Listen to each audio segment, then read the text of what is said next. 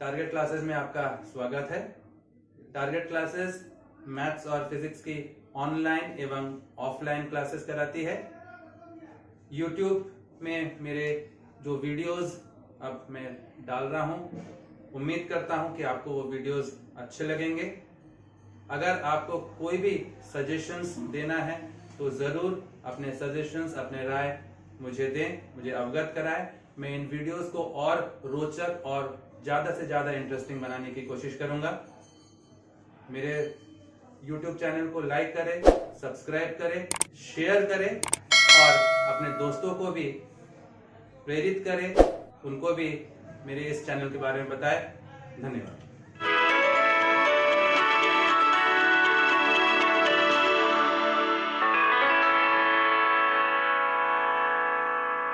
आज का जो हमारा टॉपिक है प्रोबेबिलिटी में, that is your Bayes theorem. अब बायस थ्योरम इसको करने से पहले हम एक चीज को देख लेते हैं, that is called conditional probability. ये कंडीशनल प्रोबेबिलिटी क्या होता है? What is this conditional probability?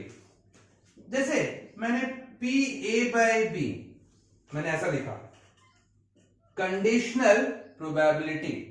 मैंने यहां पे लिखा पी ए बाई बी, तो पी ए बाई बी मतलब this is the probability of happening of A. देखिए यहां पर ए और बी दो अलग अलग घटनाएं हैं। ए और बी यहां पर दो अलग अलग घटनाएं हैं। तो पी ए बाई बी की अगर बात कर रहा हूं मैं, that is what is the probability of happening. देखिए ये नीचे वाला घटना हो चुका है, इट इज नोन कि ये बी जो घटना है वो हो चुका है। What is the probability that ये ऊपर वाला घटना ए के होने की संभावना क्या है? तो जब मैं ऐसा लिखता हूं P A by B, it is called, बोलते कैसे हैं, conditional probability of happening of A when B has already occurred. इस ऊपर वाले घटना के होने की संभावना क्या है जब ये नीचे वाला घटना हो चुका है? तो हम लोग लिखते हैं this is P A intersection B upon P B. हम लिख रहे हैं P A by B, that is conditional probability of happening of A when B has already occurred. Similarly मैं अगर इसको ऐसा लिखता हूं P B by A, P B by A मतलब ये नीचे वाला घटना हो चुका है, event A has already occurred. What is the probability of happening of ये ऊपर वाला घटना बी के होने की संभावना क्या है? Conditional probability of happening of B when A has already occurred. तो क्या हो जाएगा? This is also P A intersection B upon P A. तो ये जो हो रहा है this is your conditional probability. और इसी का एक्सटेंडेड फॉर्म जो होता है that is called your Bayes theorem. Bayes theorem में 2, 3, 4, 5 कई सारी घटनाएं हो रही हैं, तो उसको कैसे करेंगे? वैसी जगह स्थिति है तो कैसे करेंगे? तो सबसे पहले जैसे अगर अपन मान लेते हैं इस कंडीशनल प्रोबेबिलिटी से रिलेटेड कुछ क्वेश्चन कर लेते हैं। मान लीजिए a pair of dice is rolled, a pair of dice is rolled and a sum 6 is observed। मेरे शब्दों पे ध्यान देंगे। a pair of dice is rolled and a sum 6 is observed। What is the probability that the digit 4 occurs? मैंने क्या कहा? A pair of dice is rolled, a pair of dice is rolled and a sum 6 is observed। तो यहां पर क्या है? A और B क्या है? यहां पर A क्या है? sum 6 is observed। sum 6 occurs। A pair of dice is rolled and a sum 6 occurs। What is the probability that a digit 4 occurs? B क्या है? digit 4 occurs। तो यहां पर दो घटनाएं हो गई आपकी। क्या क्या घटनाएं हो गई आपकी? A क्या है? A is the event of getting a sum 6 और B क्या है? is the event of getting a digit 4। A pair of dice आपने रोल किया है। अब ये A क्या है? घटना जो A जो है सम 6 आने की संभावना क्या है? सम 6 आने की संभावना देखिए 1 5 2 4 3 3 4 2 5 1। ये सम 6 इतनी घटनाएं होंगी, सम 6 की घटनाएं इतनी ही होंगी। इसमें 5 + 1 6, 4 + 2 6 and so on। तो आपके पास PA कितना हो जाएगा 5/36। ये आपके पास फेवरेबल आउटकम्स कितने, 1 2 3 4 5, देयर आर 5 फेवरेबल आउटकम्स। और जब अपन एक पेयर ऑफ डाइस को रोल करते हैं तो कुल आपके पास 36 आउटकम्स होते हैं। So what is the probability of getting a sum 6? This is 5/36। ये क्या है, इवेंट ए है। बी क्या है, डिजिट 4 आने का। अब देखिए बी क्या है, घटना जो है डिजिट 4 आने का। क्या क्या है, 1 4 2 4 3 4 4 4 5 4 6 4 4 1 4 2 4 3 4 4 मैं ऑलरेडी लिख चुका हूं, 4 5 4 6। जब एक पेयर ऑफ डाइस को जब रोल करते हो तो डिजिट 4 आने की संभावना क्या है, ये कुल इतनी सारी घटनाएं होती हैं डिजिट 4 आने की। 1 2 3 4 5 6 7 8 9 10 11। देयर आर 11 पॉसिबिलिटीज जहां पर कि आपका 4 आ रहा है।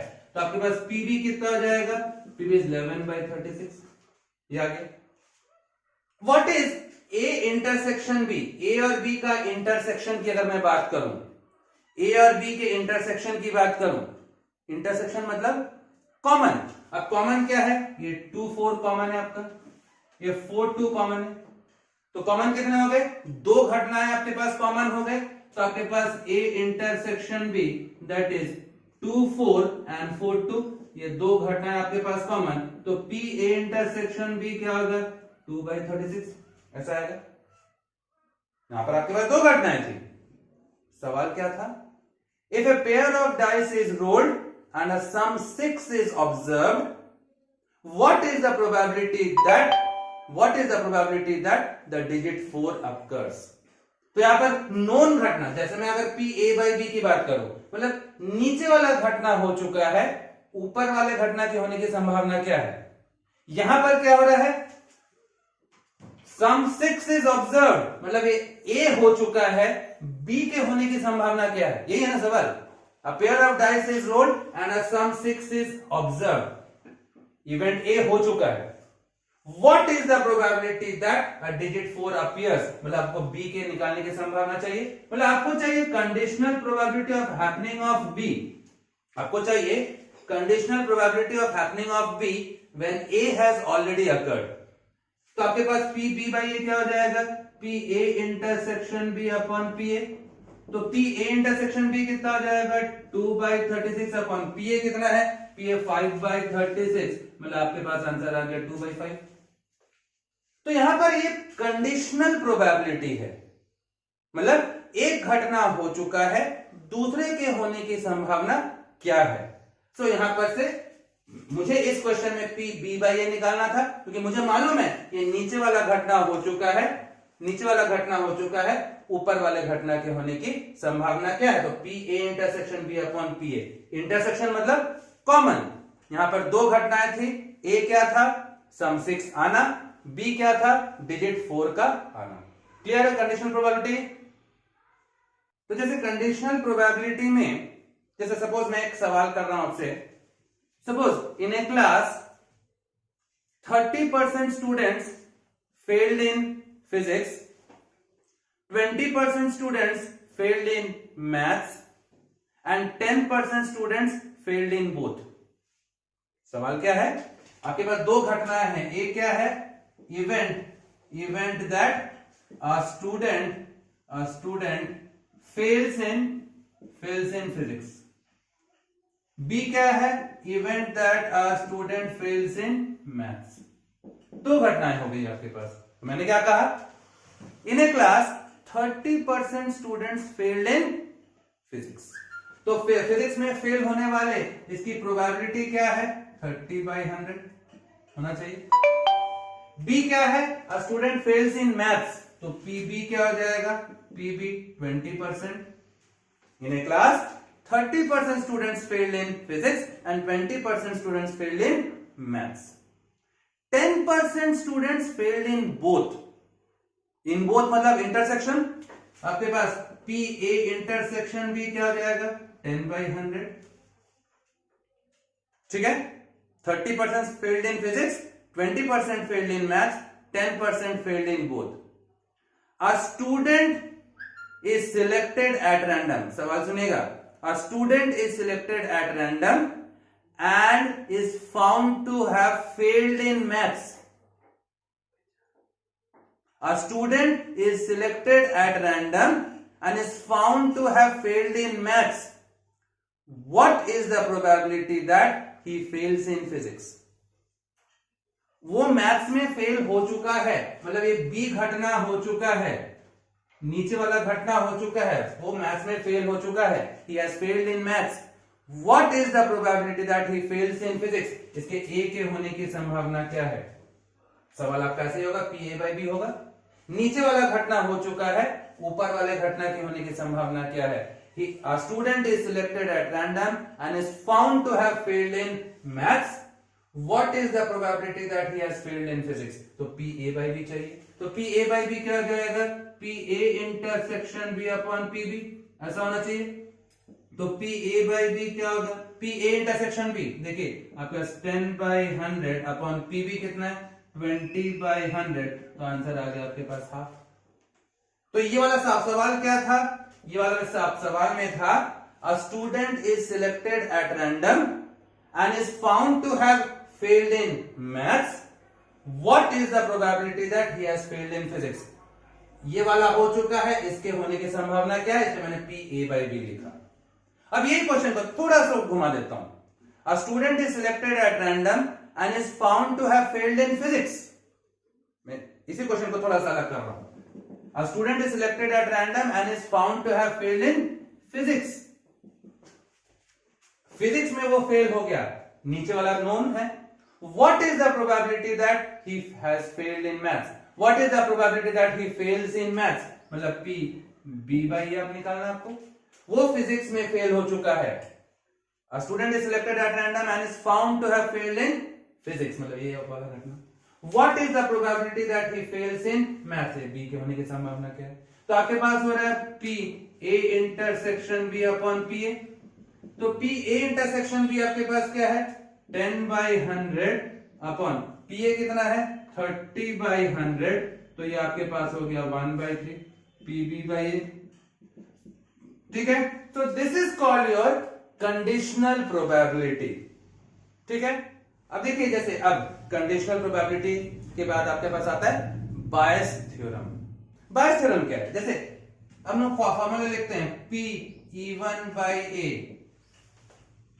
पी ई1 बाई ए क्या लिख रहे हैं? That is P E1 into P A by E one. मान लीजिए आपके पास E1, E2, E3 ऐसे कुछ घटनाएं हैं, E1, E2, E3 ऐसे कुछ घटनाएं हैं, एंड ए जो घटना है, ए जो इवेंट है, that is known to occur. यहां पर हमने क्या कहा? यहां पर E1, E2, E3 are events, कोई घटना है, एंड ए जो है इज नोन इवेंट। ए जो घटना है वो नोन है। तो यहां पर से हम लोग बायस थ्योरम में देखते हैं, मान लीजिए पी ई1 बाई ए क्या है? नोन घटना है। ए हमको मालूम है, E1 के होने की संभावना क्या है? मैंने माना यहां पर 3 घटना है E1, E2, E3। नीचे वाला घटना ए जो है that is known to occur, this event A is known to occur. ऊपर वाले घटना के होने की संभावना क्या है? तो P E1 by A, that is P E1 into P A by E1 divided by P E1 P A by E1 plus P E2 P A by E2 plus P E3 P A by E3. ये आपके पास ऐसा आ रहा है, क्या है? P E1 by A. मैंने यहां पर मान लिया कि 3 घटना है E1, E2 एंड E3, और ए क्या है? ए इज ए नोन इवेंट। हम जानते हो कि ए घटना जो है वो हो रहा है। तो पी ई1 बाई ए क्या होगा? P E1 into P A by E1 upon पूरा। इस प्रकार अगर मैं कहूं कि P E2 by A, P E2 by A क्या होगा? This is P E2 into P A by E2 upon P E1 P A by E1 plus PE2 PA/E2 plus PE3 PA/E3। तो आप देख रहे हो that is your Bayes theorem. इसी प्रकार हम लोग PE3/A भी निकाल सकते हैं।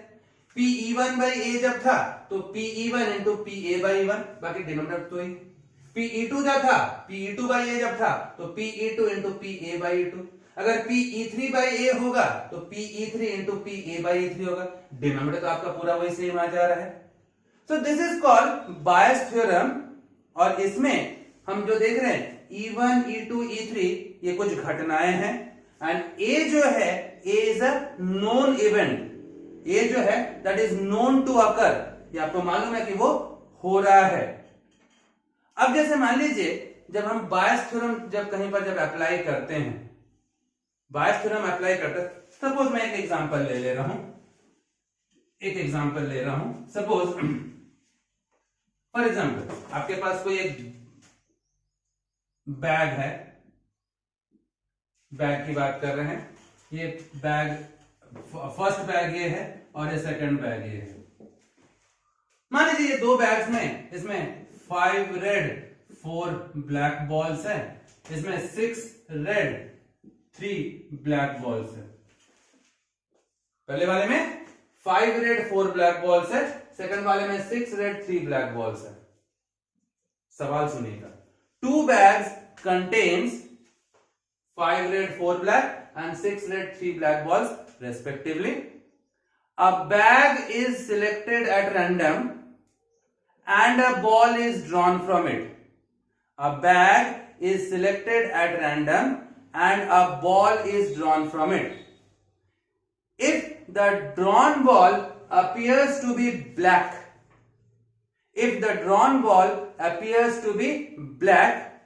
what is the probability that it is from the first bag? फिर से सुन लीजिए, मैंने क्या कहा?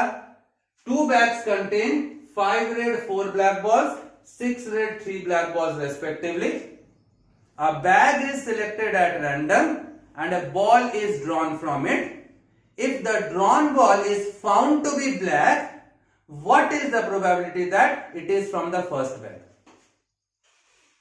अब सबसे पहला चीज, हमको जो चीज मालूम है, जो घटना मालूम है, उसको हम A मान लेते हैं।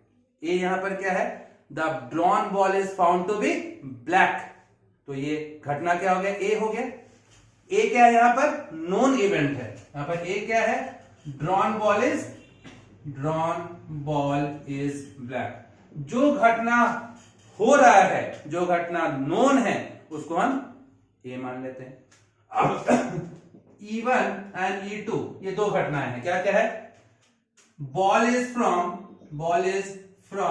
फर्स्ट बैग और E2 क्या है? Ball is from second bag. तो ये तीन चीजें हो गई। A is a known event, क्योंकि हमारा सवाल के हिसाब से अब बॉल इज, दो बैग्स हैं, a bag is selected at random and a ball is drawn from it. The drawn ball is found to be black. तो ये घटना A क्या है? The drawn ball is black. जो घटना बताया है, जो दिया हुआ है, जो known है, that is A. What is the probability that it is from the first bag? तो पहले बैग से निकालना, तो आपको क्या निकालना है? PE1/A चाहिए। अब देखिए, what is PE1, what is PE2? P1 E1 क्या है? Ball is from the first bag, मतलब इसका मतलब है फर्स्ट बैग इज सिलेक्टेड, यही तो मतलब हुआ ना। Ball is from the second bag, मतलब आपने सेकंड बैग को सिलेक्ट किया है, सेकंड बैग इज सिलेक्टेड, यही तो हो रहा है। तो PE1, what is the probability of selecting first bag? दो बैग्स में से, सबसे सवाल क्या था? 2 bags are there, a bag is selected at random. तो E1 क्या है? First bag is selected. E2 क्या है? Second bag is selected. तो E1 पहले बैग को सिलेक्ट करने का प्रोबेबिलिटी क्या हो गया? हाफ। भाई दो बैग्स है, उसमें से एक को सिलेक्ट करना है इसको, तो 1/2। What is PE2? PE2 मतलब सेकंड बैग को सिलेक्ट करने की संभावना क्या है? ये भी हाफ हो गया। दो बैग्स में से एक बैग को निकालना, एक बैग को सिलेक्ट करना है। A bag is selected at random. तो E1 और E2 क्या? E1 is the event that the first bag is selected और E2 क्या है? The second bag is selected. अब what is PA by E1 and what is PA by E2? A by E1 ये क्या है? This is your conditional probability. नीचे वाला हो रहा है, ऊपर वाले के होने की संभावना क्या है? अभी हमने देखा था ना इसे को कंडीशनल प्रोबेबिलिटी में, नीचे वाला घटना हो रहा है मतलब E1 मतलब आपने फर्स्ट बैग को सिलेक्ट किया है, फर्स्ट बैग को सिलेक्ट किया है, ऊपर वाले घटना के होने की संभावना क्या है? मतलब बॉल ड्रॉन इज ब्लैक, मतलब PA by E1 मतलब जब हमने फर्स्ट बैग को सिलेक्ट किया और फर्स्ट बैग से ब्लैक बॉल निकालने का प्रोबेबिलिटी क्या हो गया? 4/9। ब्लैक 4 है, टोटल 9 है, 4/9। अगर मैंने यहां पर लिखा PA by E2 मतलब सेकंड, ये नीचे वाला घटना हो रहा है, नीचे वाला E2 क्या है? Second bag is selected. आपने सेकंड बैग को सिलेक्ट किया और सेकंड बैग को सिलेक्ट किया और वहां से A मतलब ब्लैक बॉल ड्रॉ करने की संभावना क्या है? That is 3/9। क्लियर हो गया ये कंडीशनल प्रोबेबिलिटी। अब सवाल क्या था? सवाल था a ball is drawn at random and is found to be black. It is found to be black मतलब ये नीचे A हो रहा है। What is the probability that it is from the first bag? It is from the first bag मतलब PE1 by A आपको चाहिए, ये चाहिए आपको। तो PE1 by A क्या हो गया? PE1 into PA by E1 upon PE1 PA by E1 plus PE2 into PA by E2। यही होगा फॉर्मूला बायस थ्योरम के हिसाब से।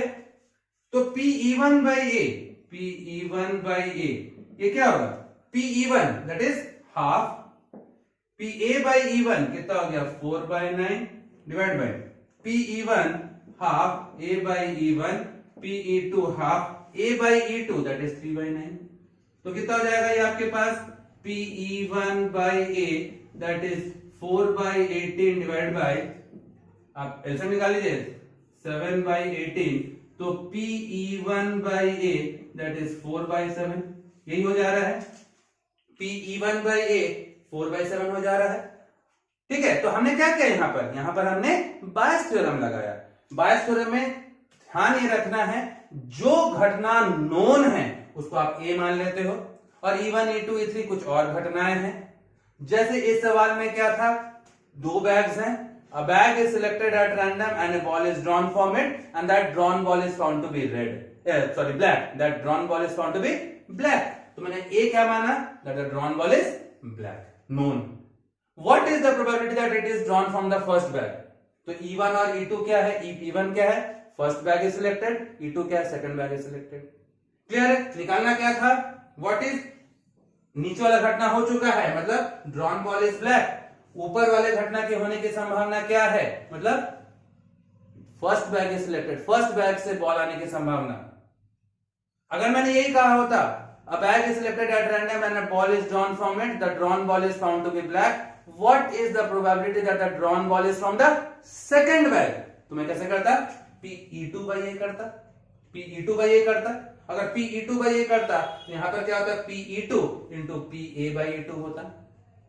क्लियर है? अगर आपको मेरा वीडियो पसंद आया हो तो लाइक करें, शेयर करें, सब्सक्राइब करें और अगर किसी भी टॉपिक में आपको किसी भी प्रकार की कोई दिक्कत हो, कोई सवाल हो, कोई डाउट हो तो कमेंट जरूर करें। कोशिश करूंगा आपके डाउट्स को क्लियर करने की।